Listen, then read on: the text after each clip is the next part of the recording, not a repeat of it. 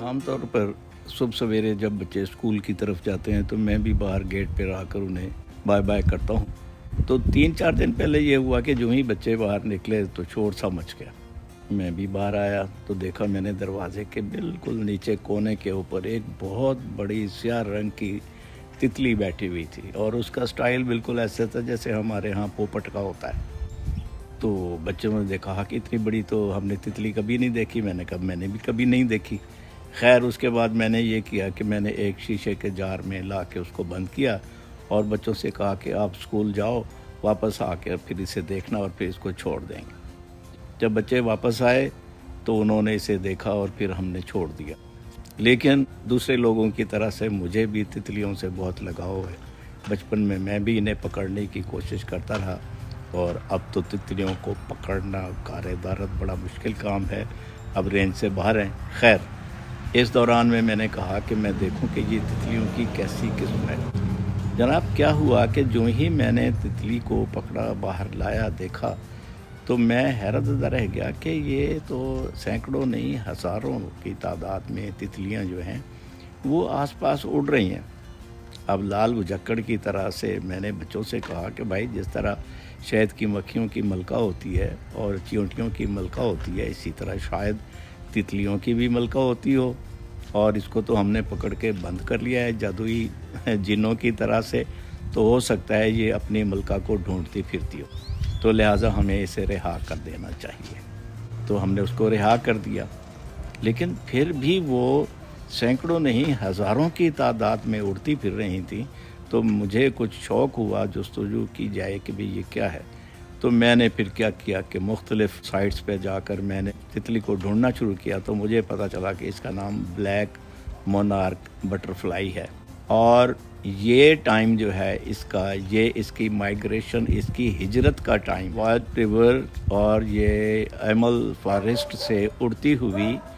تقریباً 3000 میل کا فاصلہ طے کرتی ہوئی یہ جنوب میں مارچ میں یہ میکسیکو میں آ جاتی ہے، اور مارچ سے لے کر ستمبر کے اینڈ تک یہ یہاں میکسیکو میں رہتی ہے، اور پھر یہ دوبارہ مائیگریشن شروع کرتی ہے۔ اس دوران میں یہ میکسیکو میں اس کا پسندیدہ علاقہ ہے، وہاں جنگلوں میں یہ رہتی ہے، اور وہاں ان جنگلوں میں سب سے زیادہ جو ہے وہ ایک بوٹی پائی جاتی ہے، ایک بش یا ہیج پائی جاتی ہے جسے ملک ویٹ بش کے نام سے جانا جاتا ہے، اور اس کی یہ پسندیدہ خوراک ہے بٹر فلائی کی، اور یہ اسی کے پتوں کے اوپر بیٹھتی ہے اور انڈے بھی دیتی ہے، اور وہ چونکہ کثیر تعداد میں وہاں پہ ہوتی ہے تو یہ پورا بریڈنگ سیزن جو ہے وہ یہاں پہ گزارتی ہے، یہیں پہ اس کی دوبارہ نئی نسل جو ہے وہ پروان چڑھتی ہے، اور پھر یہ ستمبر میں اور آخر میں اکتوبر تک یہ آگے چلتے ہوئے یہ پھر شمال کی جانب چل پڑتی ہے، اور اگلے شمال کے ٹھنڈا موسم جو ہے وہ وہاں پہاڑوں اور دریاؤں کے جنگلوں میں جا کر گزارتی ہے، جو تقریباً زمین سے سطح سمندر سے